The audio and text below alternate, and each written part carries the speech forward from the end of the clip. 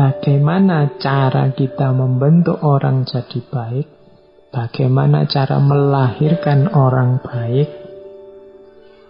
Kalau Aristoteles punya pandangan kebaikan itu lahir melalui 4 tahap, 4 cara. Yang pertama, imitasi. Yang kedua, internalisasi. Yang ketiga, aksi. Yang keempat, habit. Oke, imitasi ini berarti tahap paling awal, paling mudah, yaitu niru-niru.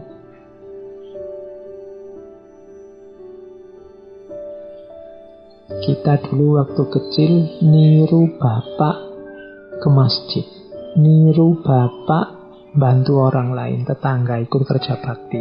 Niru bapak itu niru, atau kalau nggak niru bapak ya niru ibu, atau niru guru, atau niru tetangga, atau niru idola yang kita pahami. Ini level imitasi. Masih niru. Kalau niru ini masih hanya ikut-ikutan, belum mengerti arahnya kemana, alasannya apa, tujuannya kemana, hakikat perbuatannya seperti apa, wong hanya niru.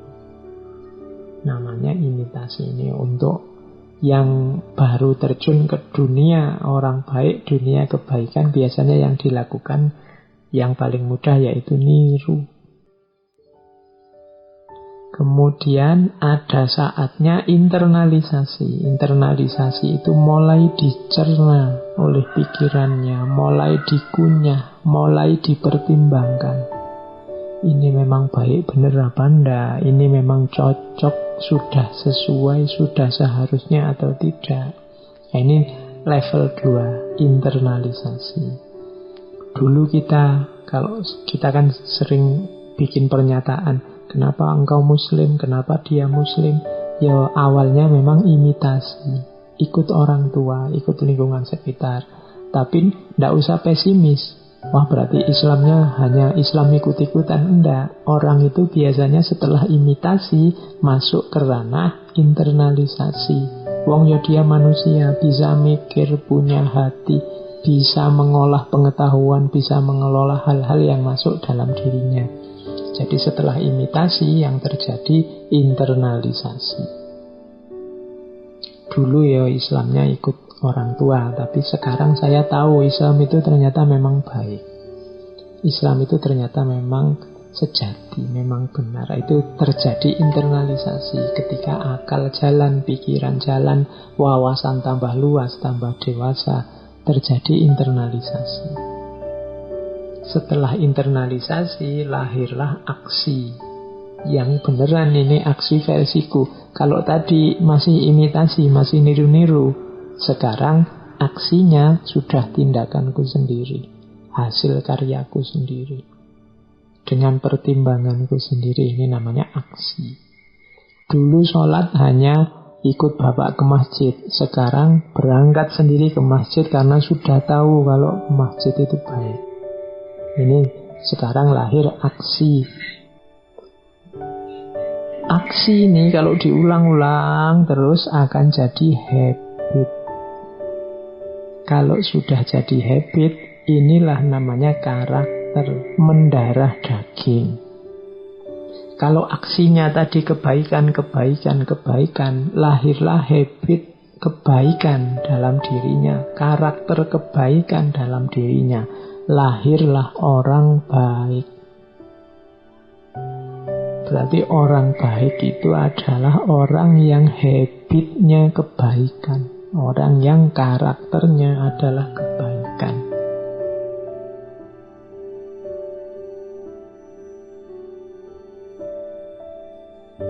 Jadi lahirnya orang baik itu kapan? Ternyata tidak ketika dia melakukan kebaikan, tapi ketika kebaikan ini jadi habit.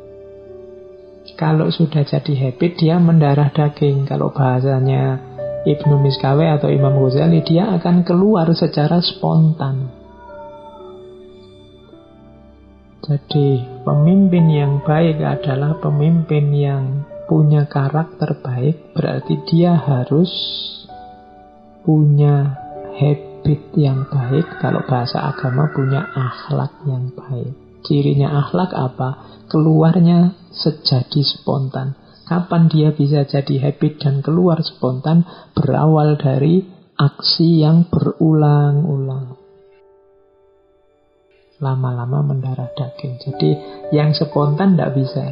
Spontan melakukan kebaikan, itu jenisnya sudah kebaikan, tapi belum jadi karakter, belum jadi watak. Jadi tadi ada imitasi. Imitasi ini sebenarnya perbuatannya juga sudah baik, hanya saja masih niru orang lain. Kalau masih niru kan belum bernilai dalam dirinya sendiri, masih bersandar pada luar dirinya. Setelah itu internalisasi. Internalisasi ini berarti memasukkan dalam diri, setelah itu dilakukan aksi. Dari aksi nanti jadi habit. Ketika aksi yang baik ini diulang-ulang, maka kebaikan-kebaikan insidental itu belum bisa kita sebut mencerminkan akhlak yang baik. Biasanya yang insidental itu muncul karena kepentingan-kepentingan tertentu. Kebaikan itu sejati kalau sudah mendarah daging, jadi karakter. Disitulah lahir orang baik, orang yang karakternya baik. Jadi disitu nanti keluarlah konsep virtu etik, etika kebajikan, etika kebaikan. Nanti dari sini bisa kita asumsikan, oh berarti pemimpin itu kita harus mencari orang baik. Orang baik adalah orang yang karakternya baik. Karakter baik itu lahir dari kebaikan yang mendarah daging. Kebaikan mendalam mendarah daging ketika dia dilakukan berulang-ulang sehingga keluar otomatis spontan dalam diri orang itu selalu kebaikan. Nah, dari sini mulai bisa kelihatan arah pemimpin yang baik yang diinginkan oleh Aristoteles. Kemudian mulai kita lebih menukik ke konsep pemimpin yang baik lewat pandangannya Aristoteles terhadap yang disebut cardinal virtus. Cardinal virtus itu kebaikan-kebaikan yang paling utama. Mungkin sejak tadi teman-teman kan tanya, Pak, sejak tadi bolak-balik ngomong kebajikan, ngomong kebaikan. Apa sih kebaikan itu? Nah, kebaikan itu antara lain ini loh, yang paling utama. Cardinal virtus, kebaikan yang paling utama. Ada 4 cardinal virtus. Yang pertama prudence, yang kedua temperance, yang ketiga courage, yang keempat justice. Ini dalam bahasa Inggris. Indonesianya prudence itu berarti bijaksana, atau pakai istilah lain practical wisdom. Ini sebenarnya kuncinya nanti kepemimpinan itu butuh kebijaksanaan. Nanti practical wisdom ini kita jelaskan panjang lebar. Yang kedua temperance. Temperance itu moderasi, self control, kemampuan mengontrol diri. Ini namanya temperance. Sederhana, tidak kekurangan juga tidak berlebihan, pas, mampu ngontrol dirinya. Yang ketiga berani, courage. Berani itu berarti tengah-tengah antara pengecut dan nekat. Pengecut itu tidak berani apa-apa, terlalu takut terhadap banyak hal. Nekat itu melakukan apa-apa tanpa pertimbangan. Tengah-tengahnya apa? Courage, berani. Dan yang keempat, justice. Justice ini keadilan. Adil. Nah, berarti apa? Pemimpin yang baik harus punya cardinal virtues ini.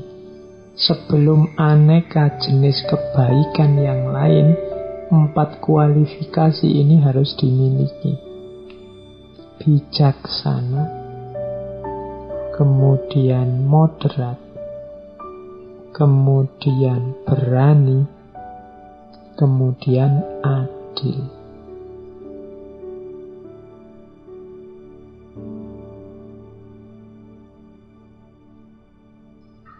Kita lanjutkan. Dari 4 ini, kunci yang sering disebut orang sebagai kunci leadership adalah practical wisdom atau phronesis.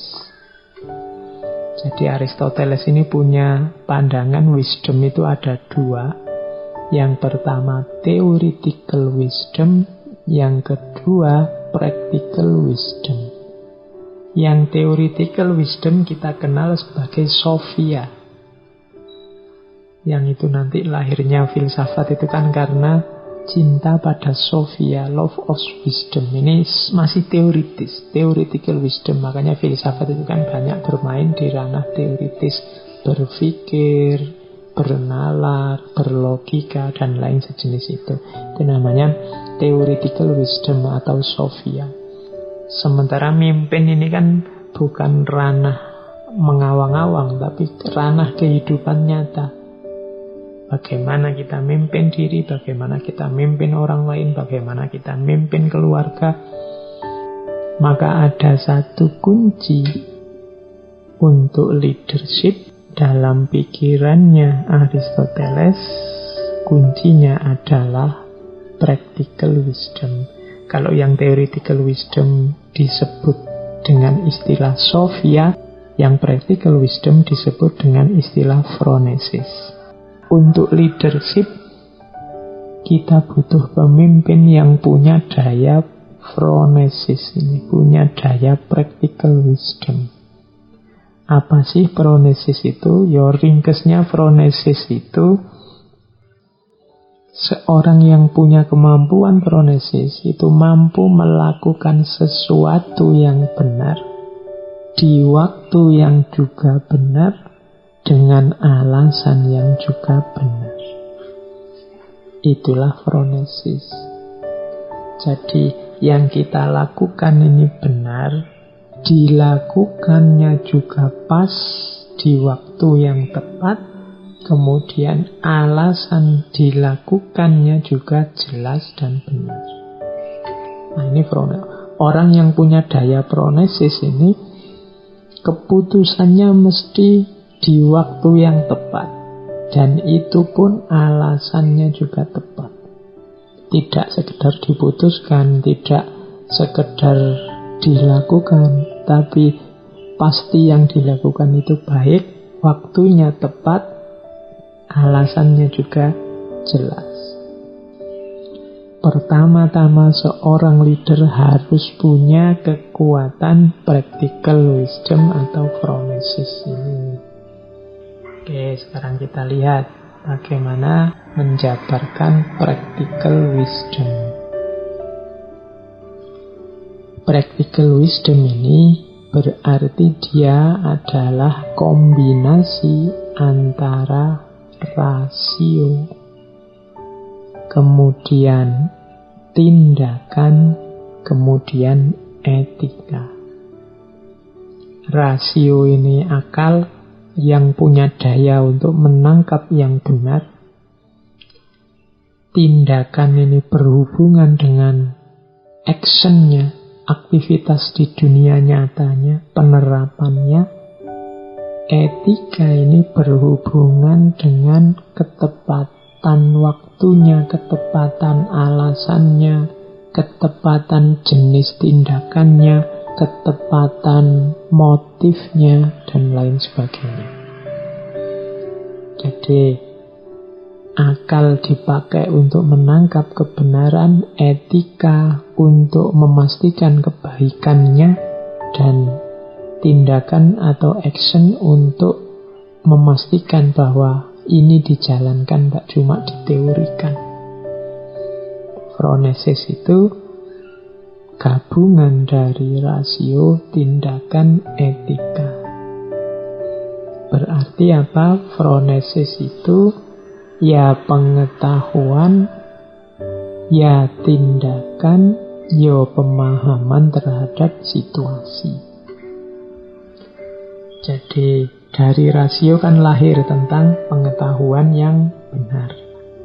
Kemudian dari etika kita bisa masuk pada pemahaman terhadap situasi sehingga keputusan kebaikan yang kita ambil tepat. Kemudian dari tindakan yang kita mengambil bahwa ada aspek konkret tindakan yang dilakukan. Sehingga tidak cuma diskusi, tidak cuma teori, tapi juga ada aktivitas konkretnya. Maka rumusnya practical wisdom itu pengetahuan plus situasi plus aksi.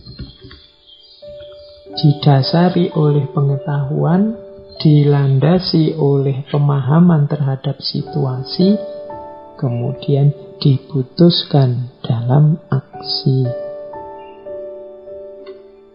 Oke, jadi ternyata practical wisdom itu membutuhkan daya nalar, membutuhkan kemampuan membaca situasi, dan yang ketiga membutuhkan keberanian untuk melakukan aksi. Loh, berarti pemimpin yang baik itu cirinya adalah dia harus pinter karena butuh pengetahuan. Tidak cuma pinter teori, tapi juga pinter membaca situasi. Kemudian juga harus punya willingness, punya keinginan, punya keberanian untuk melakukan aksi. Disitulah kalau seseorang sudah punya 3 kualifikasi ini, berarti dia sudah punya practical wisdom. Kalau sudah bisa menjalankan practical wisdom, ya nanti akan melahirkan lembaga, melahirkan situasi yang coraknya bahagia. Karena tadi kebaikan itu kan dilakukan untuk kebahagiaan.